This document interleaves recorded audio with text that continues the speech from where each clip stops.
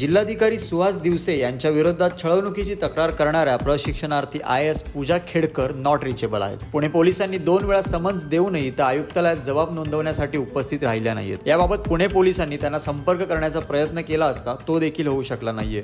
पूजा खेडकरांविरोधात दिल्लीत गुन्हा दाखल झाल्याने अटकेच्या भीतीने त्या नॉट रिचेबल असल्याची चर्चा पोलीस दलात आहे।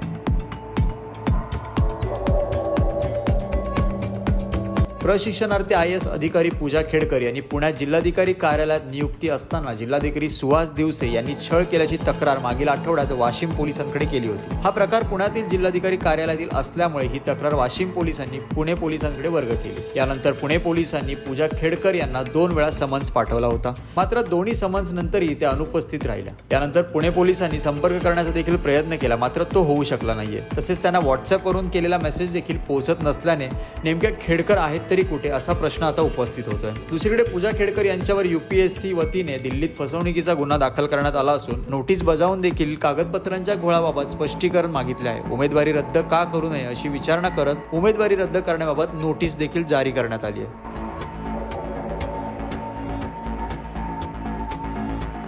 वादग्रस्त IAS अधिकारी पूजा खेडकरने IAS होण्यासाठी OBC आरक्षणाचा लाभ मिळावा म्हणून OBC नॉन क्रिमिलियर सर्टिफिकेट सादर केले होते। त्यामध्ये तिने आई वडिलांचा घटस्फोट झाल्याचं देखील सांगितलं होतं। आता OBC नॉन क्रिमिलियर सर्टिफिकेटसाठी पूजा खेडकरने आई वडील विभक्त झाल्याचं खोटं प्रमाणपत्र दिलं होतं का, हा देखील प्रश्न उपस्थित झाला आहे। त्यामुळे केंद्र सरकारने पुणे पोलिसांना याचा देखील तपास करण्याचे आदेश दिले आहेत। मनोरमा खेडकर आणि दिलीप खेडकर यांचा खरंच घटस्फोट झाला होता का, याचा तपास आता केला जाणार असल्यामुळे खेडकर कुटुंबियाच्या अडचणीत चांगलीच वाढ होणार आहे।